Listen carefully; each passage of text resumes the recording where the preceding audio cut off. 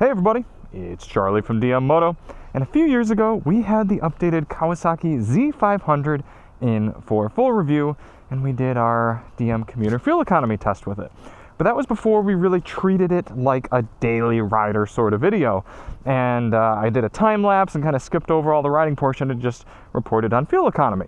But we've got the Z500 back, we've been running our new route here, and I want to take this opportunity to cover the Z500 in sort of this daily commuter rider style format, because this is a very affordable bike that you can take and ride daily and use for going to school, going to work, or just having fun out on two wheels.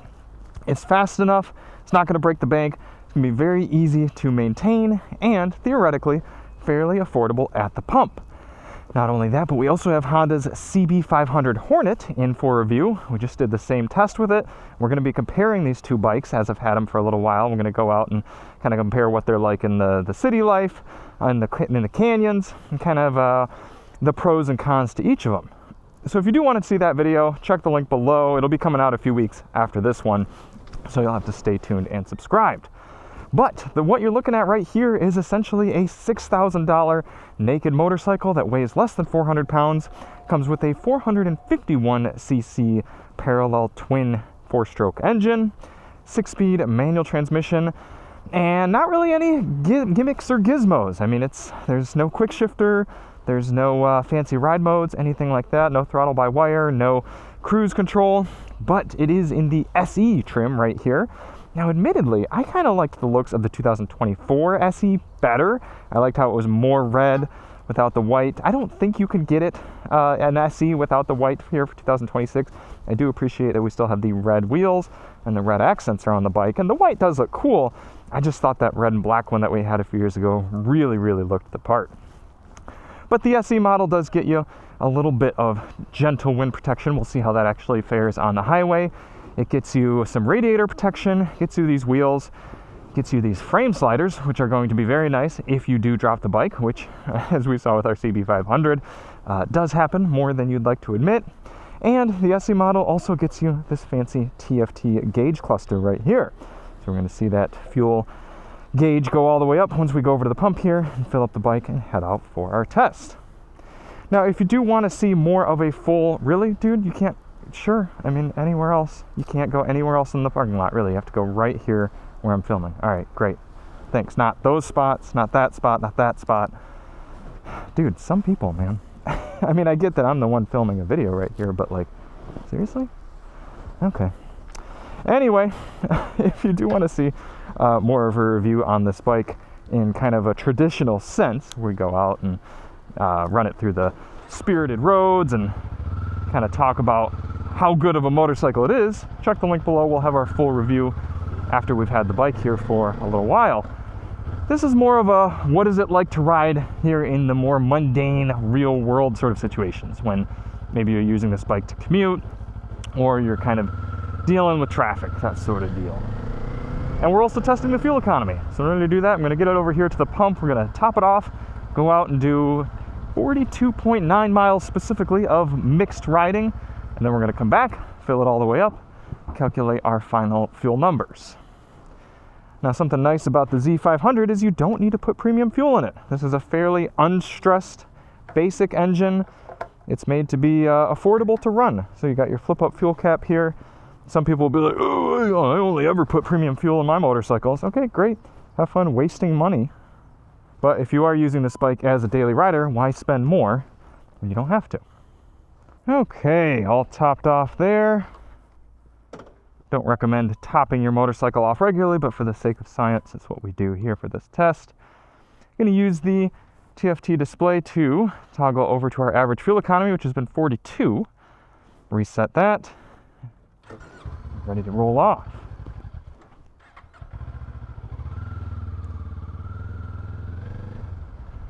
Now, a few other things to note for the test. Outside temperature is a beautiful, perfect 72 degrees and sunny today. We're right about sea level. We've got our tire pressure set to their door placard. 28 PSI front, 32 PSI rear. And that's the cold tire pressure. Like I said, no sort of ride modes or anything. Your ride mode is simply how much are you twisting the accelerator. That's how I like it for these type of bikes. They kind of make for just a simple, pure get out and ride sort of experience.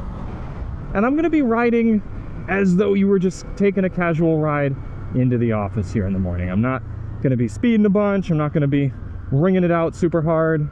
This is supposed to be representative of kind of a normal commuter kind of ride. I'm going to be keeping it between 5 and 10 miles per hour of the posted speed limits.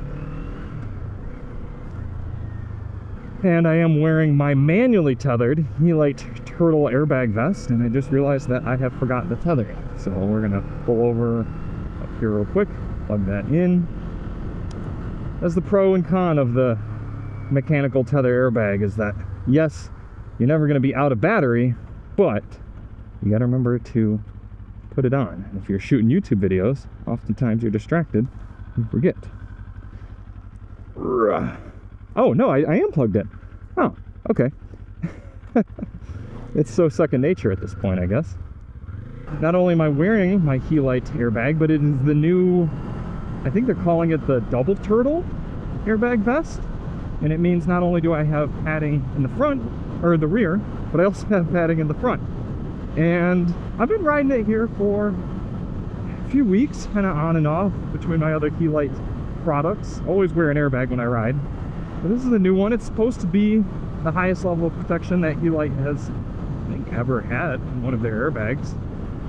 That's great and all, but it is a bit more of a cumbersome product than the normal Turtle. Well, maybe it's a little lighter weight than the normal Turtle, because the last Turtle 2 that I have, my high-vis one, it is fairly large around you. So this one's a little bit more compact, but it's got this big front hard chest area. It's taken me a little bit of getting used to. In terms of our other gear check, I am wearing a whole suite of Revit armor and accessories. I've got the Revit off-track boots. Maybe it's the jacket. The Boundless boots, I believe. The off-track jacket. The dirt gloves. I always remember that because they're in sand color. And then the, oh gosh, I'm such a bad product promoter here. All I know is I contacted Revit and I said, I want some nice riding jeans that look good on any bike. I want a nice versatile jacket and gloves that give me wrist protection right here if I were to slide, and good boots that go over the ankle and are comfortable. And this is what they gave me right here in front of you. And I've been pretty happy with them so far. I will say the gloves are kind of taking a little while to break in a bit. They're kind of stiff, which I sort of chalk up to being like they're going to last a long time, and they've got decent protection, so got a lot of grace for that. But if you're used to a very lightweight glove, it's going to take a little while to get used to those. And I'm also wearing the liner with the jacket for the first time today. It's a little bit cooler outside, so I thought I'd put the liner in. And I was worried it would be a little warm at first, but I'm actually quite comfortable so far. Got my vents sort of halfway open. Yeah, I've been really happy with the jacket, especially. And then I've got my Arai Contour X helmet on today, helping with that visibility since all my gear is pretty dark. Ergo check here on the Z500. I am 5'10", 165 pounds, and a 32-inch inseam. And gosh, is this bike comfortable for me. I just sit perfect arm placement here where they're fully outstretched. I like to have a very outstretched arm when I ride. I don't like to be tucked in at all. I kind of like that almost cruiser style of having my arms way out. And these Kawasaki naked bikes really do that for me. Allows me to sit with a very nice upright posture, sort of chest pushed out, back sitting nice and upright, and then my arms out. That doesn't mean you can't bend on in when you want to sort of lean into the wind or anything like that or feel aggressive, but for just chill riding right here where I'm stuck behind some gardening truck doing 10 miles per hour below the speed limit, it's a very neutral and comfortable position. We do not have adjustable clutch or brake levers. So it might be a little bit far of a reach if you got smaller hands, but again, comfortable for me. The mirrors are also in a nice spot. They allow for good visibility, and they don't stick out quite as much as they would on maybe like a fully fared bike or something like that. And they seem nicely in line with the handlebars, which we're going to see come into play when we do some lane filtering.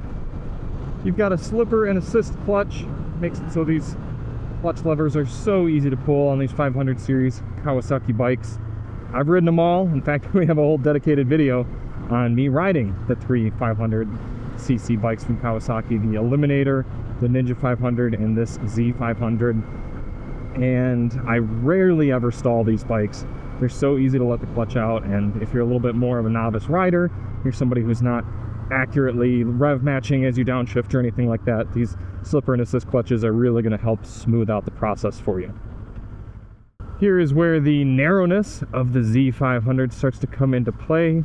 If you live in an area like Southern California where it is legal and generally encouraged to lane filter, then you can do moves like this, except for when Toyota 4Runners are taking up the middle of the lane for some reason. Thanks, 4Runner. Yeah, it's more and more people like to come into the comments. Oh my gosh, I can't believe you're lane filtering. That's so dangerous. Everything. Oh yeah, it looks real dangerous for me to creep 5 miles per hour above parked cars and get up to the front of the lane where there's nobody who can hit me. Wow.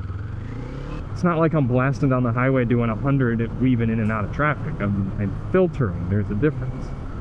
But yeah, big benefit here of the Z500 is its narrowness, your ability to kind of lightly walk and feather the clutch through traffic like this can save you a whole bunch of time.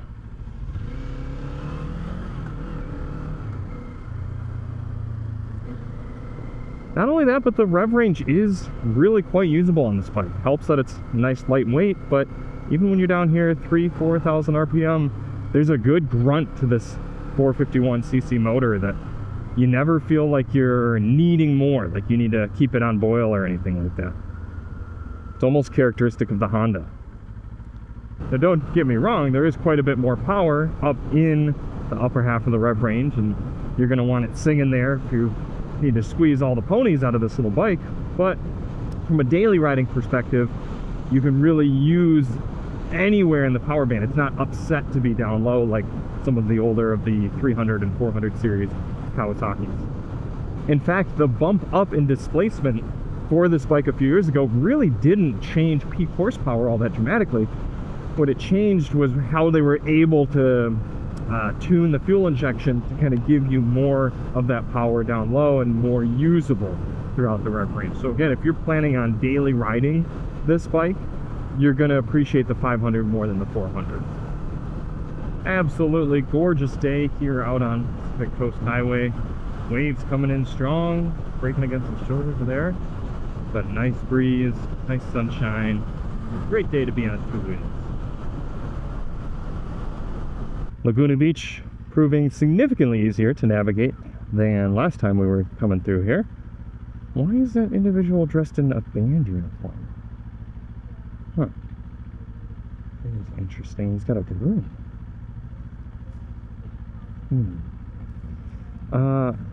Yeah, that is, and he's got AirPods in Converse. Anyway.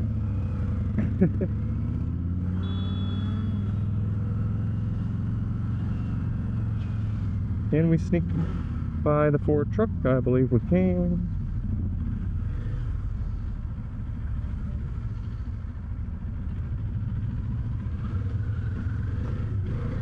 Perfect opportunity to mention that the seat height quite low here on the Z500 as most naked bikes go. Oh, please notice me light. Cool. I believe it's about 32 inches and it's quite narrow as well, so myself at my 32-inch inseam can easily flat both of my feet. And because the bike is so light, it's nice and easy to just kind of putz around in these slower speed settings, put my feet down if need be, kind of walk the bike. It is one of the easiest bikes to just zip around town with. Very nimble, very gutsy.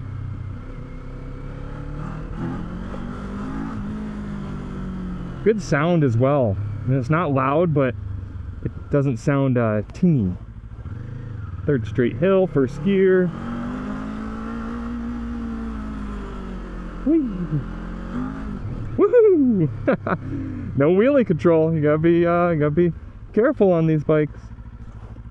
Engine is running a little warm in these slower speed city situations. We're at 215, even while moving. That's a bit surprising here. I bet the radiator guard on this SE model does kind of prevent a little bit of airflow over the radiator, but still, it's not hot outside. So I'm a bit surprised to see those temps. At 219, the fan will kick in and cool it back down, but something to consider if you're riding in a warmer climate. Coming up to our spirited riding section here, or one chance to really open it up. Maybe if you had a little bit of a twistier section in your morning commute and wanted to have a little fun on the bike, try to replicate that.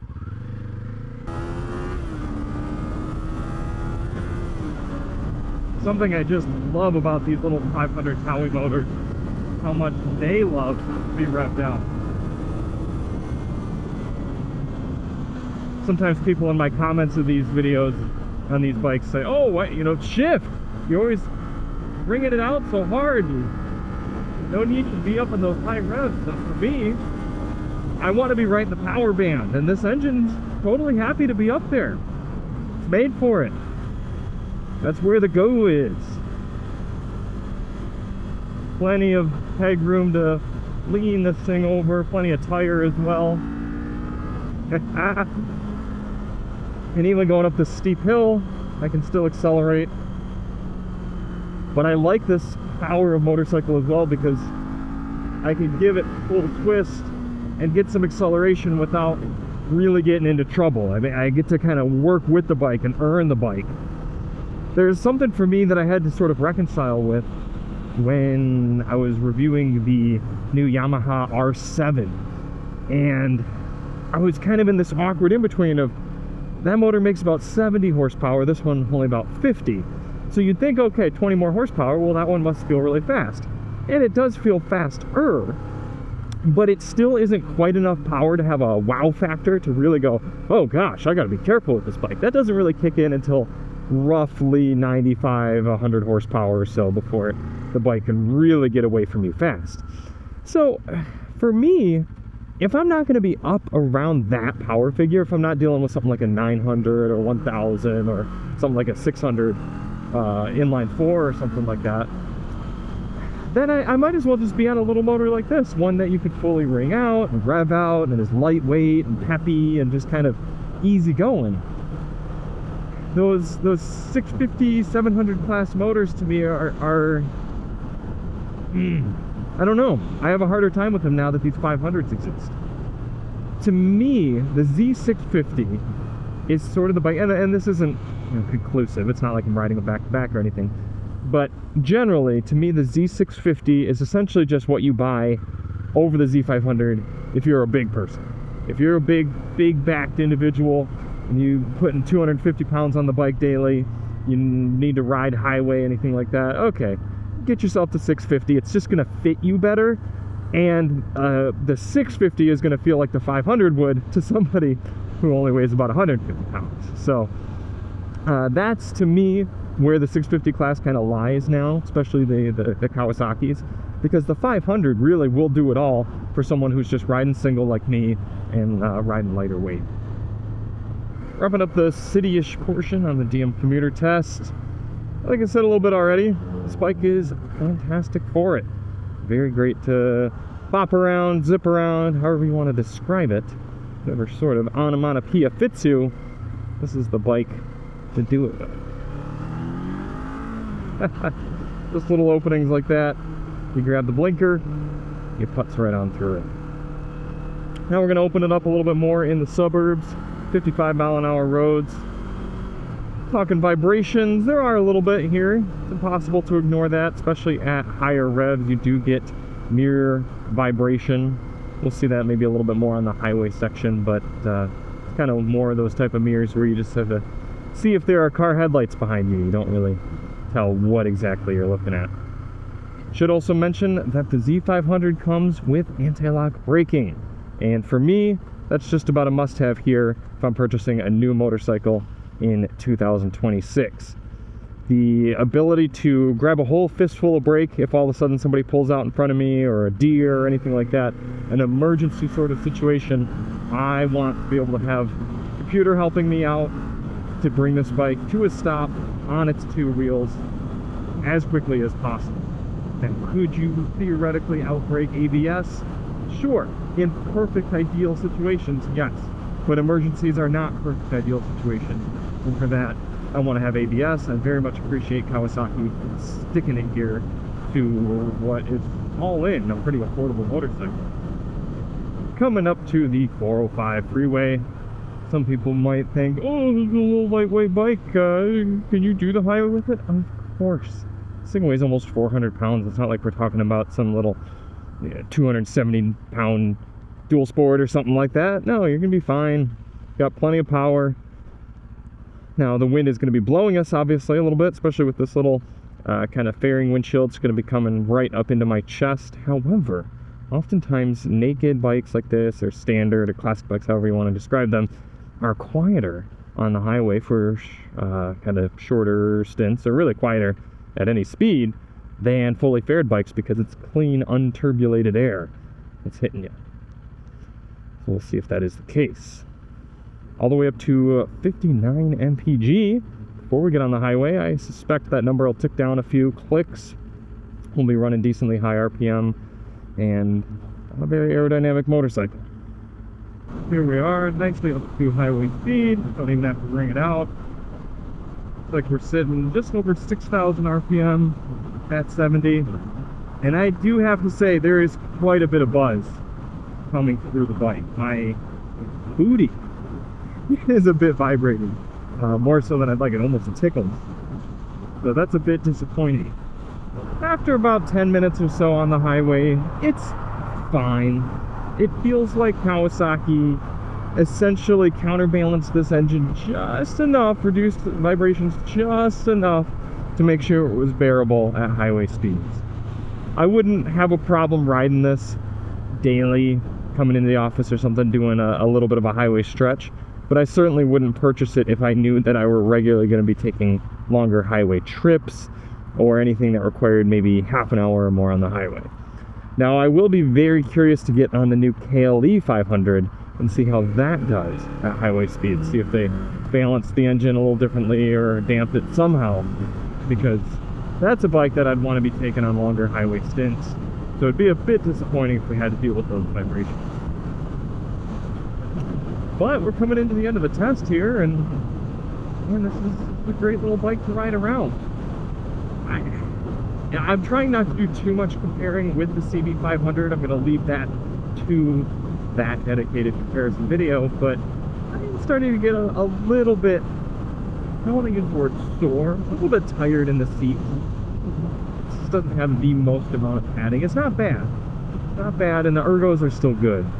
So I'm still comfortable from that perspective, but I am getting shoved a little bit forward into the tank, which I kind of like for shorter rides, but coming up over an hour here, I'm a little bit cognizant of. But all things considered, I still enjoy riding this bike. I don't need ride modes, I don't need throttle by wire, don't need anything fancy. I just need a peppy little motor and a nice lightweight bike like this. So we're going to get it back to the pump here, top it back off, see how much fuel we use, and then calculate our fuel economy. Wrap up our thoughts here on the little Z500 as a commuter bike. 0.699 gallons back into the bike's tank here.